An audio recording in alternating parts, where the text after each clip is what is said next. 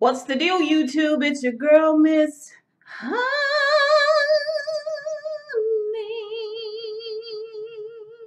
Welcome back to the channel, you guys. Welcome back. It's your girl, Miss Honey. We are here for a Married to Medicine recap. Yeah, it's time for this to be over. And like I said before, when everybody was on the beach holding hands, coming up from throwing their seashells of shame into the water, that was the time for us to have a season finale. We have gone on like 4 and 5 episodes beyond that point now that we back to where we started from. Simone is fighting with Cecil. Toya back clawing and scratching at Contessa. Like, what is we doing? What is we doing? Okay. It's like it's been going on so long it started all over again. I don't get it. Anyway, before we get into this video really good, you guys saw the intro. That is my new intro. Thank you so much to Kelly Love, who conceded to do my intro music for me. He did a beautiful, beautiful job. And I just really, really appreciate you, Kelly, so, so, so much. Like the song is amazing. Like I'm singing it all over the land. Okay. I also shout out to my very, very special friend who sent me the initial card for the video, the intro video, just in their spare time, was just thinking of me and put together this really beautiful picture for me that just really spoke to who I was. I wasn't even thinking about it in those terms, but just did an amazing job. And the only reason I'm not saying their names because I haven't really gotten permission for that. I probably should do that, right? Anyway, I hope you guys love the intro. Y'all tell me what you think. Put it down below. But let's talk about Married to Medicine. Season 6, episode 14, Bottled Up Emotions. Jackie and Curtis doing good. Let's just be clear on that. They are a far cry away from where they were this time last year. So great. Simone and Cecil go out to have lunch or dinner. I think dinner was like a date night. And he starts the date night out after they order drinks, telling her that he loves her. And she's like, well, you doing good. You doing good. I was like, oh. So yeah, Cecil, you're not going to get acknowledged in any way. The things that she's asking for that you're trying to do, that's not getting acknowledged. This is the Simone date night, okay? So I want you to give it all to Simone. Simone wants your undivided attention, right? So bloop bloop on your little love. Okay, I love you. You doing all right. You doing good. He says, well, I know it was a huge adjustment. And she was like, huge. Like putting up with you and taking y'all back and having you in my space is humongous. Okay, and don't you forget it. All right. Okay, Simone. So she starts to bring up the past. I hope you never go back to treating me like you treated me before. I was like, wait, Simone, you put all of this in the shell. You put all of this in the shell and threw it in the ocean. How did it arrive here at Priva Italia? Okay, how did it arrive here at y'all date night? How is the shell back here? Okay, and you must have reached your arm all the way down into that shell and pulled all of that out. And she goes in and let's have.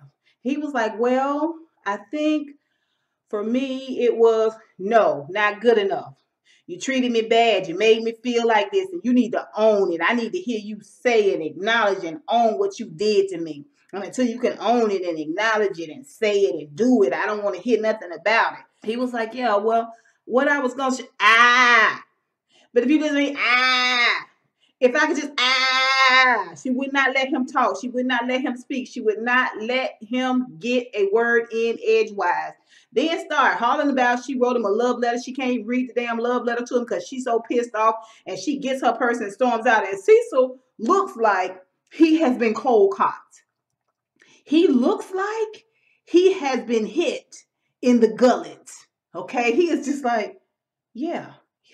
Yeah. Like full finger, okay, hollering, all of that, snacks, her purse, walks out. I was like, golly. Later on, we find out they argued all the way home.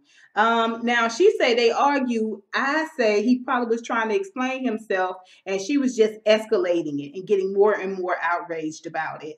Okay, this the kind of stuff that make a man not want to say nothing at all about his feelings. You know, you want to get into it. You just tell me how you feel. You tell me how it's gonna be, and that's what it is. You know what I mean? Like let him in, let the man have a minute. Golly, ooh, Simone. Girl. Then we see later on when they were in the winery, she gonna pull Jackie aside and tell Jackie about the situation. And Jackie told her what was right.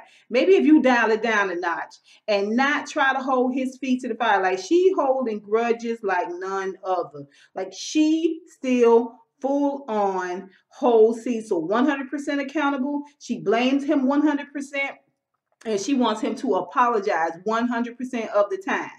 And it's not right because later on when she's trying to be like school teacher resolution on the bus with the girls, and she's telling them y'all need to let the past be the past, own your own part in a situation, and let the past be the past and move on from it. Really, Simone? Really? Are your ears on? Are you there? Huh? Stupid. It's redundant. And on top of all that, it's hypocritical. Be quiet, Simone. Shut up. Contessa and Scott, it's such a cute moment. I love seeing her with her family. I really, really do. Her kids are beautiful. They're doing the kids' hair. I love Scott and Contessa's relationship. I know people think it's boring, but I don't. I think it's wonderful. Um, so they all call her dad, and she wants to put eyes on her dad. I get what she's doing. She wants her dad to come down there because she's feeling better. She's able to take care of him along with the kids. In 2 weeks, he's coming down. She wants to get him to get a solid commitment to do that because the kids miss him and she miss him, and she need to put her eyes on her daddy. I understand all of that. Mariah and Lauren. It's such a cute moment because Lauren had already expressed earlier in the season that she wanted to have some more grown up things. Like she's going into high school, she wanted to come out of that kiddie wear, right? And come into something that's a little bit more preteen or teen mature. And Mariah hires someone to come, a fashion designer or a stylist. I'm not sure which one he is. And I liked the guy. I thought he was fun. I thought he had his own personality without taking over the scene, and he wasn't too overbearing. He wasn't in competition with either Lauren or with Mariah. It was a good moment. He had some great choices for Lauren on the rack, some items, and it was like cute little banter back and forth where Mariah was like, oh no, it's too short. But she is 100% behind Lauren within reason. As long as everything is tastefully done and beautifully done, like she is working every day to be her daughter's best friend, to be her daughter's advocate, and to be her daughter's cheerleading section. I say 100%. I love it, Mariah. Keep up the good work. Keep up the good work. I really, really enjoy these scenes between you and Lauren. Then Toya talks with Simone. Simone look like she been rolled hard and hung up wet. They on FaceTime. She talked to her about the girls trip that she's planning for them to go to a couple of wineries. Simone is like, well, should you plan it? Because that whole Antigua situation was a mess. And Toya feels some type of way. So she hang up and she called Jackie. And Jackie is like, are you going to behave? Because if you going to behave, I'll go. But if you ain't going to behave, no. Toya feeling some type of way again. But you got to take ownership of it. You weren't the very best host on going to Antigua. So then we see Heavenly and Mariah, and they meet up at Mount Moriah Baptist St. James Episcopal United African Methodist Church and sit down. And Heavenly takes the lead of the conversation. She's the one that did the invite. She takes the lead. And Heavenly is naturally an aggressive speaker. Okay, I can't imagine being an employee coming in, sitting down, trying to have an evaluation with her because she always, no matter what the words are, has sort of an accusatory tone. And I think on a physical level, Mariah reacts to those things sometimes. Like Heavenly was saying, I think I project onto you because my sister, you and my sister was a lot alike. I was always the real successful one, and my sister was jealous of that. Mariah was like, Girl, well, where they jealous of you at? Well, you know what I'm saying? Like me and your sister, two different people now. It might be something going on between us, but jealousy, no. And she tried to say that Mariah lied about her husband. Listen, I agree with Mariah in the sense that it wasn't like a lie. You know what I'm saying? It wasn't like I've been running around town lying on you. It wasn't like that, is what I'm saying. It was like retaliation. You said something hurtful, she said something hurtful. And then for her to say, when Mariah said, you said something about me first. Well, what did I say? You said something about my husband penis. You ain't never seen my husband penis. She said, well, you said that. Mariah never said that. She said that Aydin feels like he has to overcompensate because sometimes because he is not African American. That could be in machismo in conversation. It don't necessarily mean he overcompensating in the bed. I mean, it ain't like the man don't know how to, you know what I'm saying, get up in it. Like, what's the point? Both of y'all was inappropriate. Both of y'all was inappropriate. Both of y'all trying to cover up how inappropriate you were by saying you did it first and you did it first. You know, you did it second and I did it third and all of this. And they just decide, I made some mistakes. I apologize. I have made some mistakes. I apologize. Let's just agree that we're gonna try to do better. We're gonna try to do better. Let's just try to do better moving forward. Okay, great. It's a moment. It wasn't the showdown we all thought it was gonna be, or the showdown that Bravo was trying to make it out to be. Then we get on the party bus. Get on the party bus. Toya make a drink off the rip. The ladies are drinking. They just going to Delonica. Now, Delonica's probably about maybe an hour, 45 minutes, maybe. Everybody's there. Quarters on time. The ladies are getting along. Everybody's dressed nice and looking nice and refreshed. And every single solitary one of them is there, and that's great. Simone starts off, and she wants to, let's talk about what we own as our shortcomings. And Simone says, I understand I get loud and I get rah-rah and I shouldn't. I need to dial it down a notch. And those video montages where they are co-signing what she has to say, like, were hilarious. They were hilarious and also true. Okay, because that's what you was doing as to Cecil at y'all date night. Then Quad says that she can be stubborn. And Contessa says, yeah, she can be matter of fact and reactionary, meaning you come with her with the bull and she gonna meet you with the bull, right? So had Toya, instead of just accepting what Contessa was saying and moving on, what do? You decide you want to attack Contessa. Well, you said this. I don't understand that because you said this. And when you call her husband a lie, and you accuse her of being a lie, she did exactly what she told y'all is her shortcoming, which she was reactionary. She was matter of fact, boom, anyway, this what you can have right here. And she was reactionary. Your husband is a, a fat BMI monster, and you are too. Okay? What I don't like is Toya can say as much as she wants to say. Okay, and nobody says a word. Everybody's dead silent and listening to it go on. As soon as Contessa has a reaction, or as soon as Contessa begins to defend herself, everybody want to tell her, just be quiet. You're going too far. Just listen. Just don't even talk about it. Really? Really? So y'all gonna sit here and let this woman call my husband a lie? A bald-faced lie? First of all, it's about perception. If he perceived you raise your whole arm, elbow included, to hit his wife and breast, then that's what it is to him. That's what it is to him. But had you come and apologize, like Contessa said, or just to check and see how she was doing, all of that would have been squashed. All of them fears, all of them suppositions would have been squashed. But oh no, let's not take responsibility for that. I understood what Quad was saying about the way you did it wasn't right, yada, yada, yada. But now, what about Toya? Now turn to Toya and get her what for too. No, everybody is consistently telling Contessa that she has to eat it. She has to be Toya's welcome mat. And I call bullshit on that. If you come out your mouth wrong to me, depending on the day and the time, depending on how I'm feeling, depending on how much I got invested in you, you might get a razor sharp edge. You might get it. You might get it. And I will be just like Contessa. Sound like to me, you wants to get choked out. Sound like to me, you wants to be mollywopped up at this motherfucker. And then be like, what? Hmm? You say, huh? Oh, okay. Yeah. I wish your mother's. I wish you would.